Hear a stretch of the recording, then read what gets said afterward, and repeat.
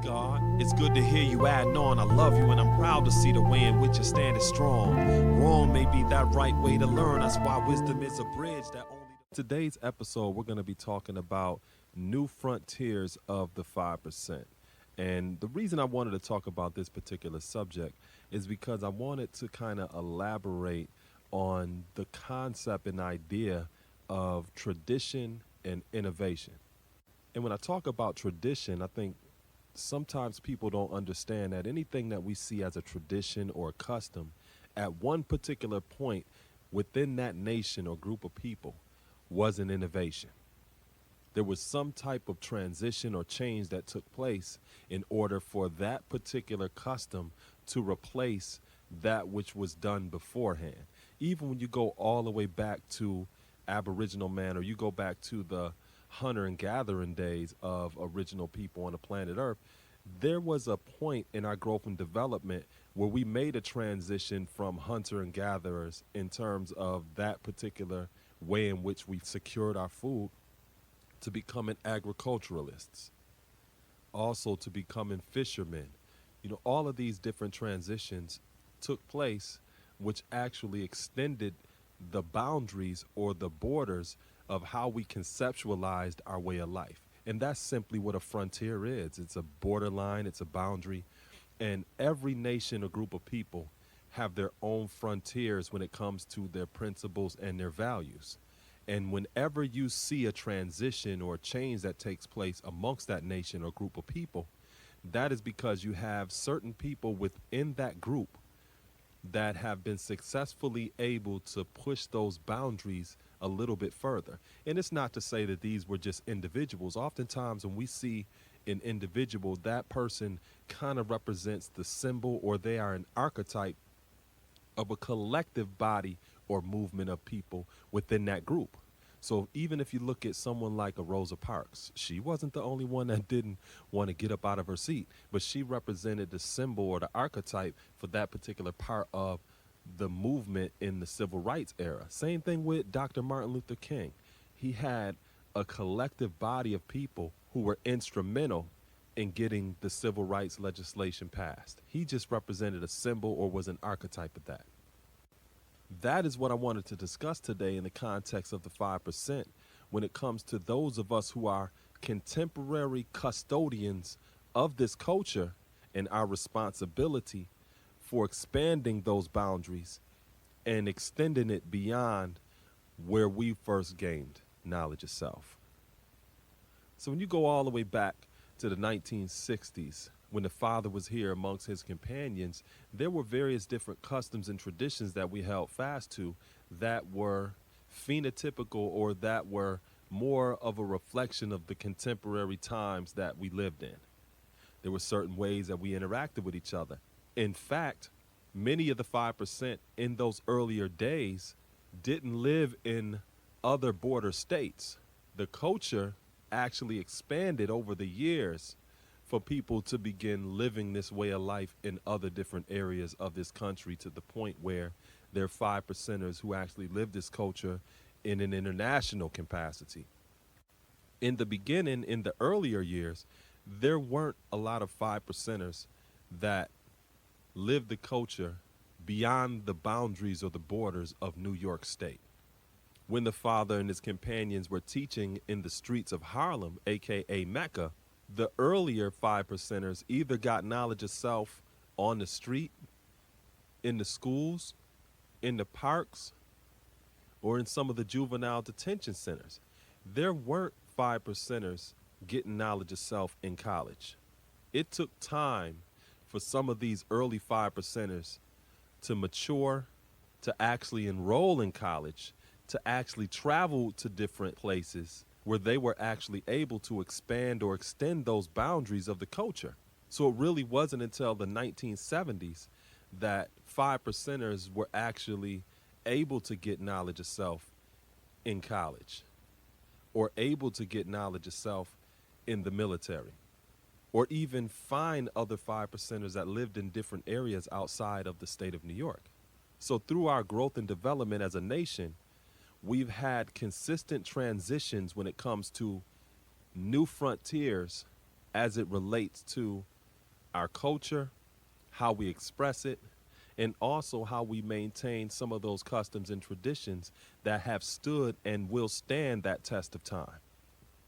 At the same time, there were also times that throughout these transitions or these generations of five percenters, that some of those customs and traditions became threatened by the nature of the times that we were living in. At one particular point, five percenters did not allow people to film or document our gatherings, such as parliaments or rallies, and we were very cognizant of outsiders coming around us. We didn't allow things like that. During the 60s and 70s, even into the 80s and even today, but more so in the 60s and 70s, it was common knowledge for people to be conscious of government agencies that oftentimes interfered with the activities of organizations in our communities. And they oftentimes put agent provocateurs in these organizations to undermine the mission of what that organization was striving to do in communities. So a lot of us guarded against strange people that couldn't be vouched for, or anyone coming around us that were documenting what it is that we were actually doing. And it doesn't mean that we were involved in anti-government or outlaw activities. It was just simply seeing how the government interfered in organizations of that day and undermine what it is that they were striving to do. Over time, five percenters that came into the knowledge like in the 90s and in the 2000s were less concerned about some of those issues that earlier five percenters held fast to. Is that a disadvantage, or is it an advantage to not be as serious about those issues? I think it's a little of both. I think on one hand, some of us in our present day are a little bit too leisurely about what this culture is and how we need to maintain it. And at the same time, there are others who are a little bit too fanatical about the culture and how we can maintain it. Either way you look at it, we're all examining, from some perspective, the borderlines or the cultural boundaries that were set by those who actually established the culture in 1964. Nowadays, I think a lot of the concerns that I personally have is with the growth and development of the internet, and in particular, social media. Because one of the things that I've written about is how certain real-time customs and traditions have not been successfully translated over into a virtual reality or a virtual social media capacity. So, for example, the gatherings that we have in our communities in regards to sharing our research and our study with one another for peer review, as well as discussing some of the various different rules and regulations that can help effectively govern how our collective body in that area can function in relationship to our families and the communities that we serve. There hasn't really been a virtual domain with how to express ourselves in that capacity. Even concerning the everyday custom or tradition of asking another five percenter, how do you see today's mathematics, or how do you see today's degree? There still has not been an efficient or effective way of engaging another five percenter using an online medium to actually do that. The majority of the way in which we communicate with each other is through nonverbal communication or through body language. So when you're online or engaging someone on social media, there's no real way to assess their body language or the nonverbal way in which they're communicating. That's oftentimes what's lost, in addition to the sense of humanity of connecting with a person in a real-time personal way. Being able to virtually connect with someone on the other side of the world may seem like an advantage, but at the same time, it's really a disadvantage when it comes to the real-time connectedness with a person in your community, in your city, and in your region. So one of the things that I've consistently done with using my platforms on social media and just using the internet in general is utilizing it as a routing device, so that the various different things that I teach about can be articulated in a way that is practical and in real time, so that when a person listens to one of these shows or they watch one of my videos, they read one of my books, or if they read one of my articles, that it's something contained in that contribution that they can take and use right now. So even though my personal mission statement is to inspire, empower, and educate, whether it's inspirational, whether it's empowering, or whether it's educational, the bottom line is it's a plan of action to live. It's a plan of action to apply to your everyday life. And I strive to make it as clear as possible so that not only 5%ers can see what I'm actually saying, but just the general public, because my platform is global and I connect with people from various different ways of life. So whatever a person is, my goal is to help them improve or to be better at what it is that they do. Not to be no 5%er, but just be good at what you do.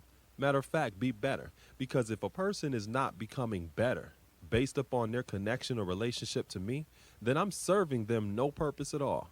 And that's likewise true.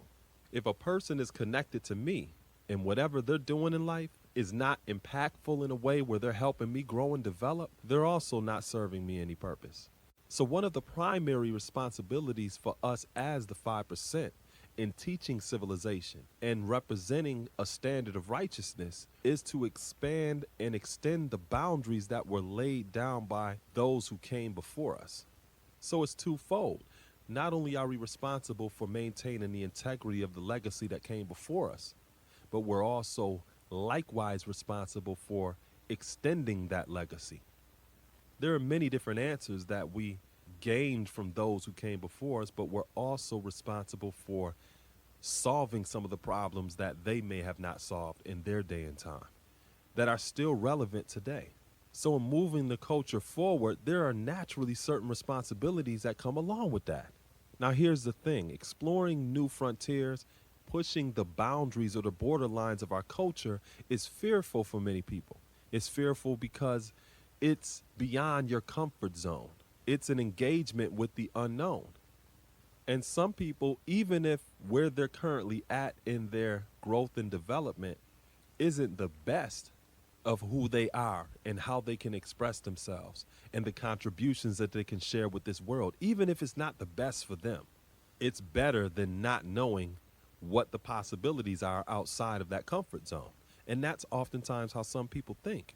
You know, it's easier to be a goldfish in a bowl as opposed to being a koi fish in a pond. You're exposed to a totally different set of variables and potential challenges when you take yourself out of that environment. One of the things that I do is I deliberately make myself uncomfortable. I always have something that I need to do, some project that I'm working on, some task that I need to complete. And because of that, I always keep an edge about myself when it comes to meeting those challenges and addressing those variables as they come. Because in my mind, I would rather engage the unknown than allow the unknown to come to me. And usually when the unknown does come, it comes in the middle of the night. It comes when you least expect it. So my perspective is to prepare myself for whatever may potentially come. Now, some people may say, well, how you going to know how to prepare yourself for the unknown? It's unknown. Well, you can prepare yourself by having a proper attitude. You can prepare yourself by having a proper posture and disposition. Sometimes people create things in their life simply because they're not humble enough. So now they got to learn the lesson of arrogancy, which means they're going to consistently be exposed to life experiences to humble them. So if you understand what humility is and align yourself with that, you don't have to consistently be humbled. It's simple.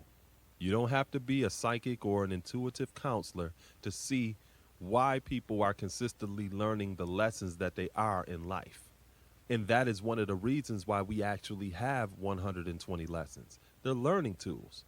Every one of our lessons, whether it's talking about why Musa had a hard time civilizing the devil in the year 2000 BC, or if it's something as direct as saying Mount Everest is 29,141 feet high, there's some learning capacity in that lesson.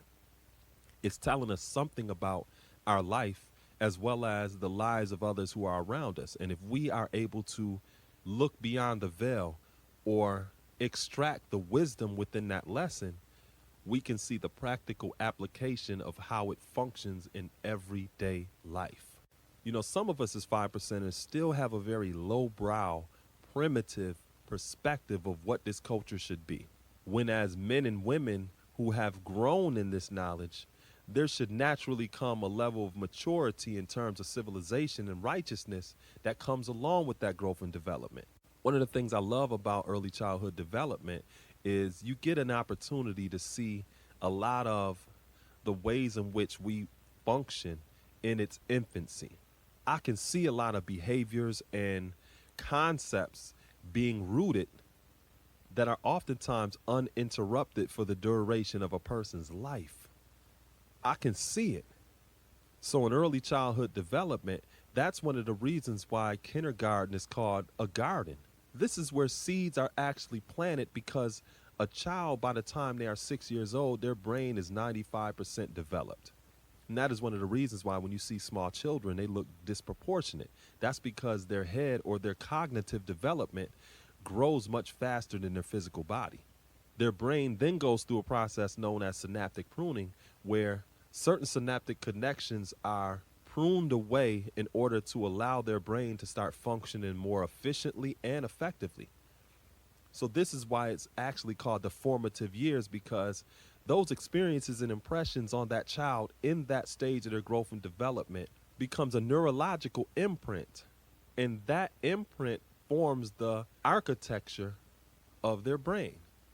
So as adults, guardians, parents, we're essentially brain architects to the children who are around us. We are literally forming their brain and setting the cognitive trajectory of their life. In an early childhood capacity, I'm also setting the trajectory of their educational career.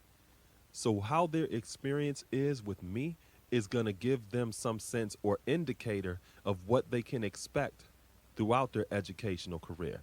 Now, as a black man, I'm a unicorn working in early childhood development, because over 90% of the educators who are working with the preschool age are women, and particularly Caucasian women. So I'm glad that I have this opportunity to work with youth at that point, because they can possibly go through their whole educational career and never come in contact with me again as a black man. I don't take that for granted. I'm appreciative of having that opportunity, and I literally understand the phrase, "the babies are the greatest," because I have a very concrete application of that phrase in my everyday life. So engaging youth in that capacity, in addition to the youth that I've been working with in pre-adolescence all the way up to college age, I've been able to see how ideas and behaviors in an early childhood capacity, left unchecked or undirected or unrefined, grow into some of the dysfunctional adults that we see today. It's kind of like in the Bible where Adam and Eve are first introduced to the snake in the garden. By the time you get all the way to Revelations, that snake has evolved into a fire-breathing dragon. It is the exact same thing that I oftentimes experience and see with adults who have lived their lives behaving a certain way or thinking a certain way since a child. That is the exact same analogy that I oftentimes see with some of us as adults, including those of us who consider ourselves to be 5%ers. When you come into knowledge of self, it's not just a process of somebody giving you something. Knowledge is not just information or an object that's being transmitted from one person to the next. Knowledge also means to know. Know means to be aware. Awareness is talking about a person's present mental state. So this journey of knowledge of self first begins with unlearning some of the things that we were taught as a child. And many of the things that we were taught were not right and exact, primarily about ourselves and who we actually are. So there's an unlearning process that first takes place. Even if it appears as though someone's giving you information, internalizing and investigating that information naturally makes you question who you are and where you're presently at in life. In the word question is quest. That's the journey. It's a never-ending inner journey where you really learn to self-assess who you actually are And that is where you gain the actual awareness of your connectedness to all the things around you and everything's connection to you, which is really a realization of responsibility. So sometimes I've seen people who claim to have knowledge of self and they're not connected to their own family. They're not connected to their community. They're not doing anything for anyone, which is ironic because they wouldn't even have access to this way of life or perspective if it wasn't for the contributions of others around them. Knowledge of self is not simply about personal growth and development or even professional growth and development. It's about collective growth and development. We learn so that we can be more resourceful to those who are around us. So it's not about elevating our condition to be served by others. It's about our condition being elevated simply because we are in service to other people. There are a lot of different components that go along with being the 5% of the new frontier and pushing these boundaries and borders further. Back in the 60s, there weren't smartphones. There wasn't an internet. Nowadays, we have certain tools that some of the other generations of 5%ers didn't have. And we have to effectively use those tools while simultaneously maintaining the integrity of who we are. Back in the 60s and 70s, 5%ers didn't pursue certain careers and didn't exist in certain industries within this society. Nowadays, we have 5%ers in various different professions, from the entertainment industry to the medical industry to the agricultural industry to law enforcement, in all of those different spheres of endeavor. And along with our representation in those industries, we are likewise responsible for being the best of whatever that industry represents. And along with us being found in these various different domains beyond those areas, come certain expectations of our expression of the culture in those domains.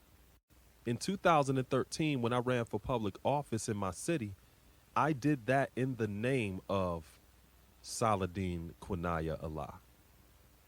That is my literal name. I did that within the capacity of the God, of a 5%er. Over the last year, I've been serving in the capacity of a human rights commissioner for my city, representing every citizen within my municipality as a 5%er. And as I've mentioned, I teach early childhood development as a 5%er. There's certain expectations that come along with functioning as a 5%er within that domain. Some people think you need to code switch or be other than yourself when you're functioning as a human rights commissioner, or if you're in the domain of politics, or you're an entrepreneur, or you're doing other different things.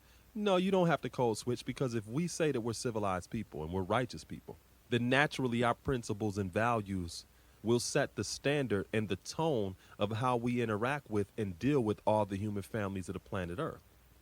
And I think that's what some people don't understand who have not explored beyond the frontiers or the boundaries of their own thinking or capacity to do something outside of what they normally do. There may be this fear that, oh, if I go here, then I can't build, or I can't speak this, or I can't speak that. One of the reasons that I do what I do is to show people our capacity to push the culture forward while maintaining our cultural integrity. I recently had an unfortunate incident on my social media platform where a person engaged me about something that I posted, and the way in which they engaged me showed me that they are not yet thinking or functioning beyond the borderlines or the boundaries that they have set for themselves culturally, just simply by how they engage me. So let me go back to something that I mentioned.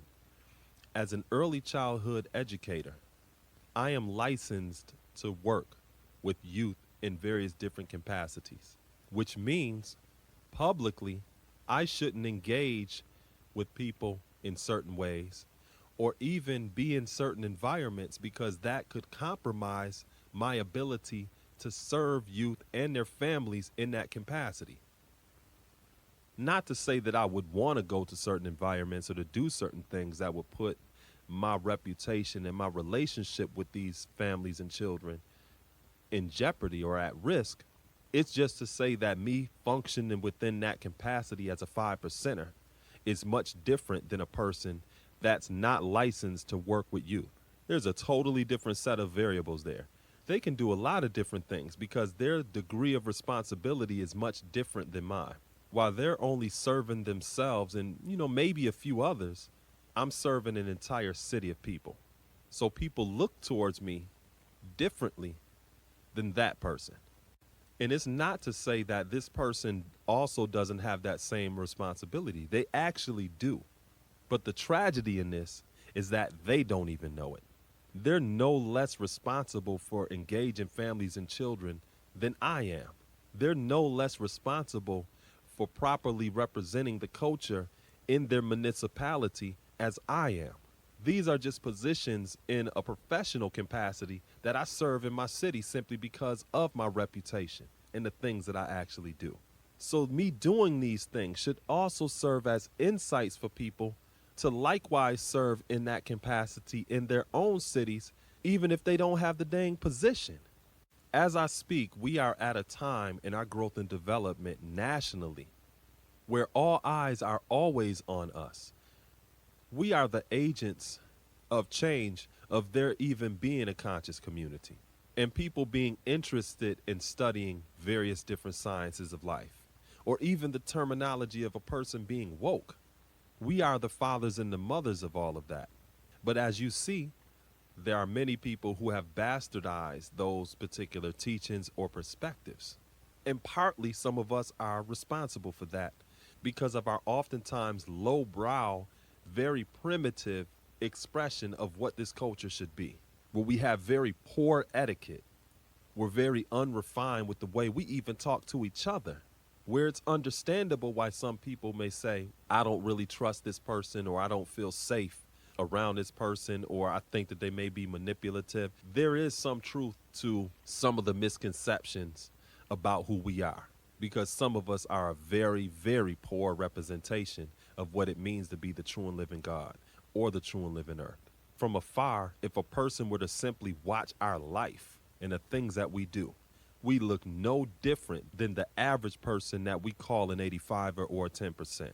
There's nothing in our life that really distinguishes us. So if there's nothing really distinguishable, why would a person even want to learn? Sometimes the things that I see on social media are very disappointing and embarrassing. The way that certain women engage other people or utilize their platform in a vulgar, haphazard way is totally disappointing and embarrassing. There's been instances where I see a male acting this way, and then I see the woman who is supposedly reflecting his light behaving the same way. And it's not because I'm just simply looking at these things through the lens of what I do. Generally speaking, across the board, certain women and men's behavior is something that is not honorable, it's inconsiderate, it's unrefined, even to the point of being straight reckless. And these are the same people that strive to come in the name of being the representation or custodians of a divine culture. That's emphatically now, Cypher. These are some of the things that maintains the boundaries of our capacity to move our culture forward.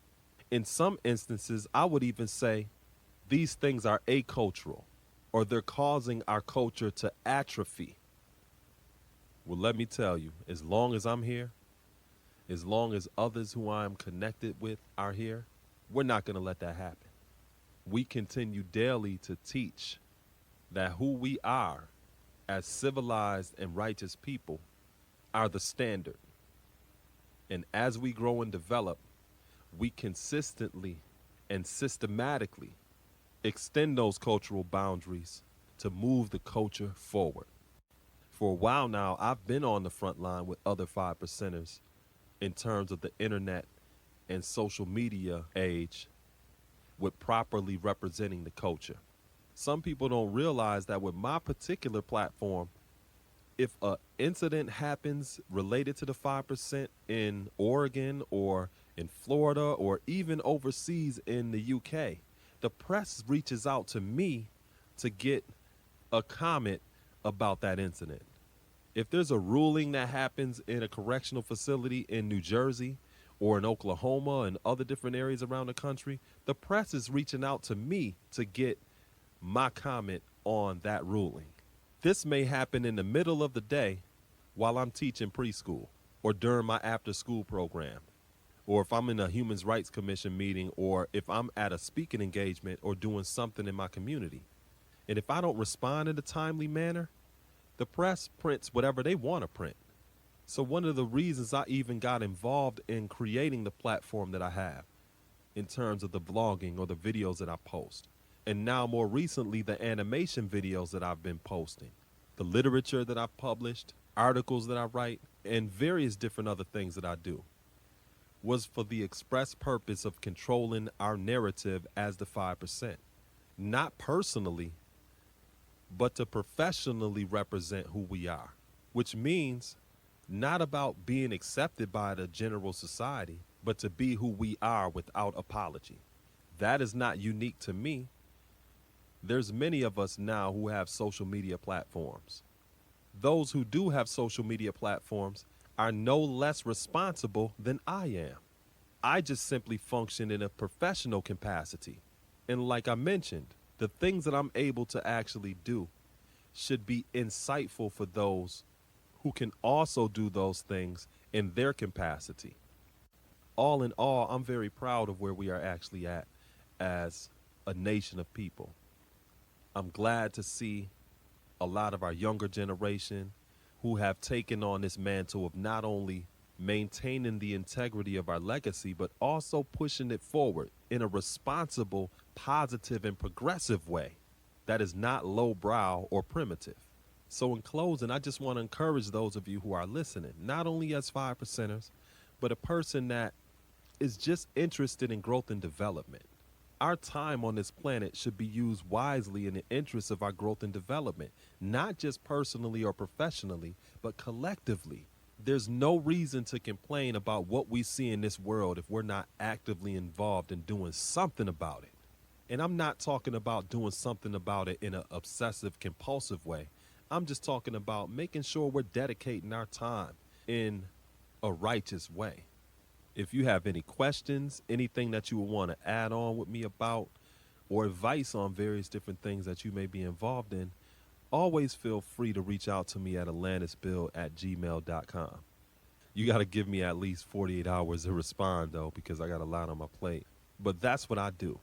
So I want to thank you all for listening. Peace.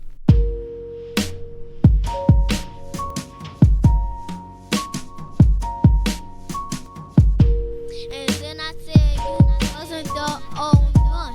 And then my mom told me not to be the one. Hey, hey, hey, hey, hey. I wasn't the one. You was messing with me. I was trying to leave.